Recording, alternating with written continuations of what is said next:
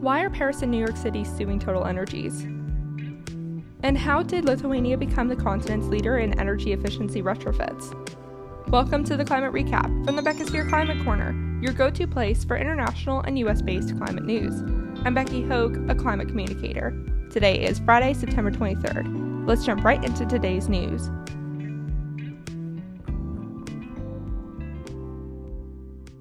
Let's start with some extreme weather events. Hurricane Fiona will travel near Bermuda today, causing bad storm conditions in the area. Then this weekend, it will smack Atlantic Canada in the face. Weather modeling predicts that Fiona will make landfall in Nova Scotia as a post-tropical storm to also hit Prince Edward Island and parts of Newfoundland, Labrador, and Quebec. To be clear, a post-tropical storm can still be nasty. It just means that it doesn't have the formal hurricane structure anymore. The insurance company Swiss Re says Fiona could be the worst Canada has experienced since Hurricane Iger in 2010. Flooding and infrastructure damage is expected. Meanwhile, the death toll in Puerto Rico has risen to 8. Over in the US, the Midwest suffered in silence earlier this week. I totally missed that they were stuck under a heat dome. Dozens of heat records were broken Monday and Tuesday from Arkansas to Nebraska to Colorado. This was the first time Wichita, Kansas hit 100 degrees Fahrenheit this late in September in 25 years, and Nashville, Tennessee broke its previous heat record made in 1925 for this time of year by 2 degrees. Time for a climate study. A new study published in the journal Environmental Science and Technology determined that wildfire smoke has reversed air quality progress in the contiguous U.S. by about 15 years. Wildfires release particulate matter, called PM 2.5, into the atmosphere that can enter the bloodstream and wreck lungs and the heart. In fact, the number of people exposed to unhealthy levels of PM 2.5 has increased by 27-fold over the last decade, and the number of people exposed to very unhealthy levels has increased by 1,000-fold during that same time frame. We need to increase controlled burns when safe, conduct other wildfire reduction methods, keep people from buying homes in at-risk areas, and reduce the impacts of climate change. Now let's look at some climate victories.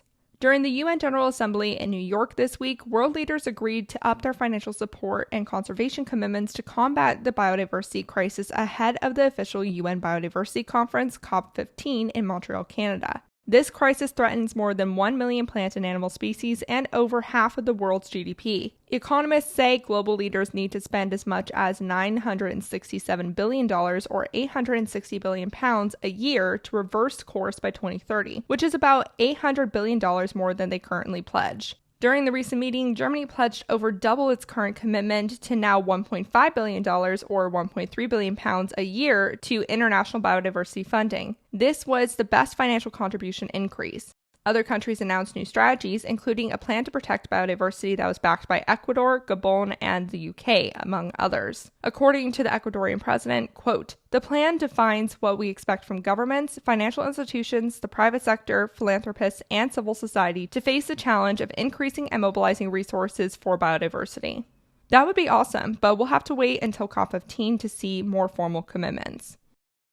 Meanwhile, both Paris and New York City have joined a climate lawsuit by 6 NGOs and 16 local authorities against Total Energy for failing to line up action with the Paris Climate Accord emissions requirements. This legal action started in 2020 and uses a 2017 French law requiring French companies to draft vigilance plans to prevent environmental damage.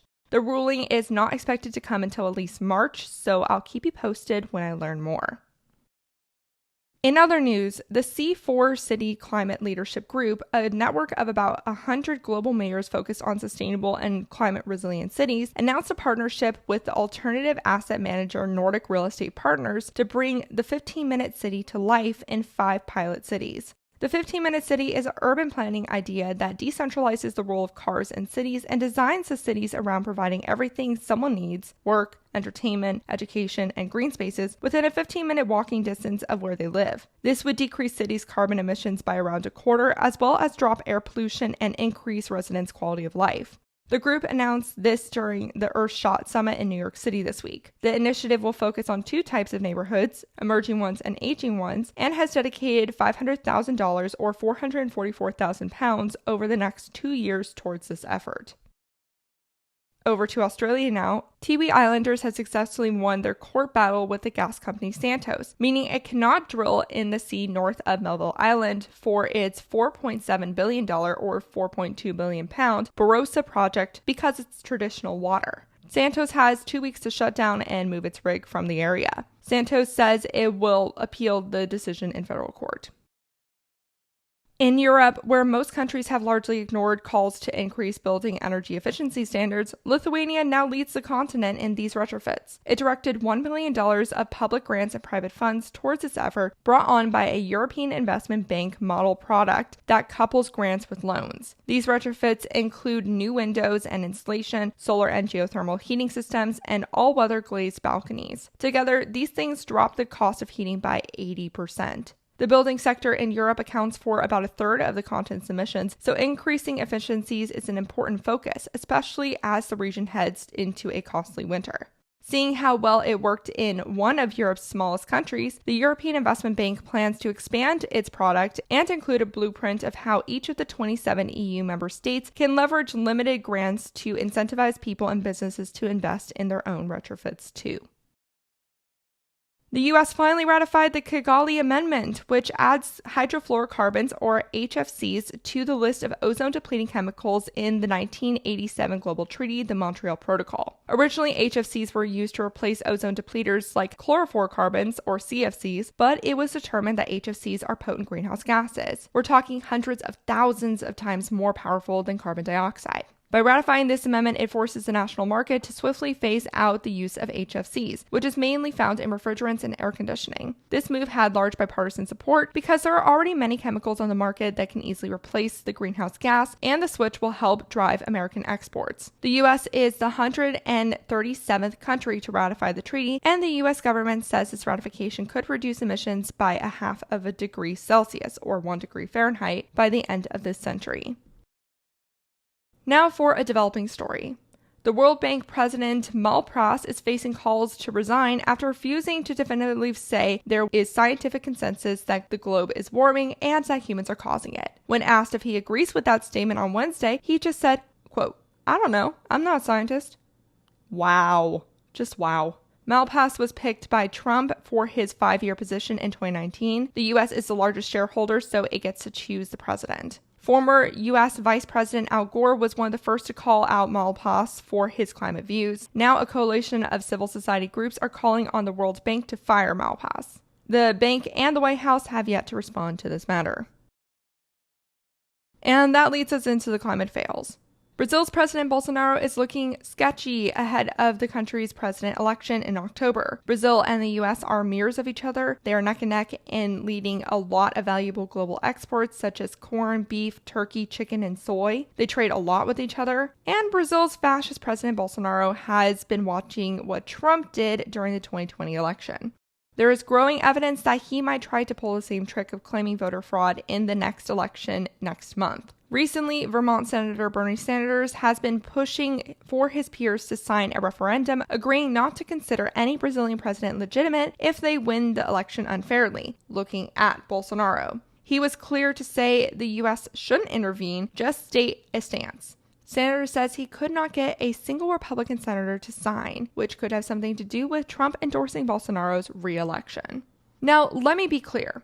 We are not going to tackle climate change in a swift enough timeline to avoid the tipping points I talked about on Monday if Brazil or the U.S.'s democratic system falls into fascism. You might say, hey, there's eco-fascism, but neither Brazil nor the U.S.'s alt-right seems interested in even taking climate change seriously enough to end up in eco-fascism. Also, eco-fascism is a hate-filled environmental position, in my opinion, so I'm not sure it matters one way or another once you enter fascism. I'll leave some reading down below for ecofascism.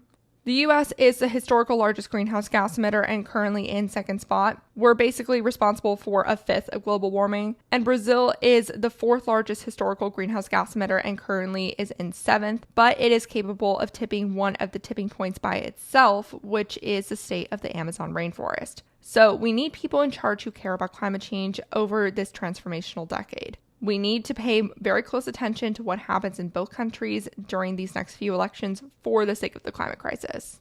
As a reminder, Bolsonaro has significantly increased Amazon deforestation rates by making it easy for agriculture and mining industries to burn and cut down the forest. His opponent, leftist Da Silva, wants to form a coalition with other countries to preserve their forests.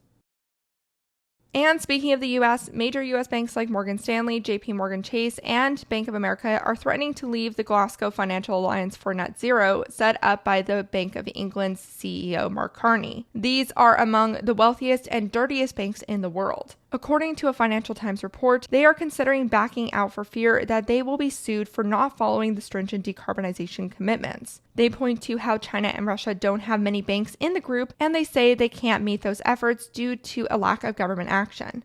Well, as the report notes, the banks are closely watching the Securities and Exchange Commission as it works to come up with some climate disclosure rules. So, hopefully they won't be able to say the government isn't doing anything soon.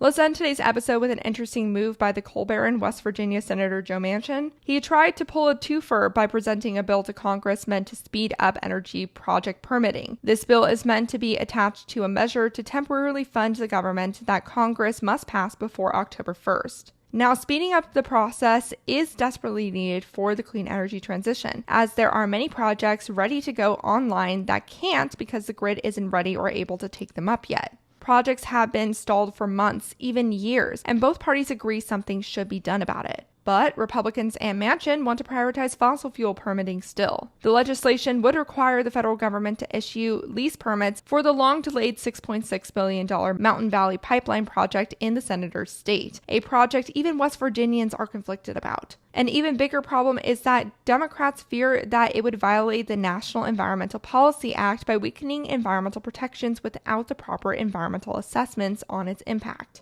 It's not clear if Manchin would get enough Republican support for this bill, though, either, because the Republicans seem to be supporting a bill proposed by the other West Virginia senator, which is more aggressively pro-fossil fuels. Because neither progressives nor conservatives want to support him, Manchin has called it revenge politics. Poor Manchin. And that was your climate recap for Friday, September 23rd. If you like the work I do, please follow this podcast, give it a 5-star rating, leave a review, and consider checking out the Beckisphere Climate Corner YouTube channel. Remember to talk about the climate crisis every single day and to support your local news organizations. Bye for now.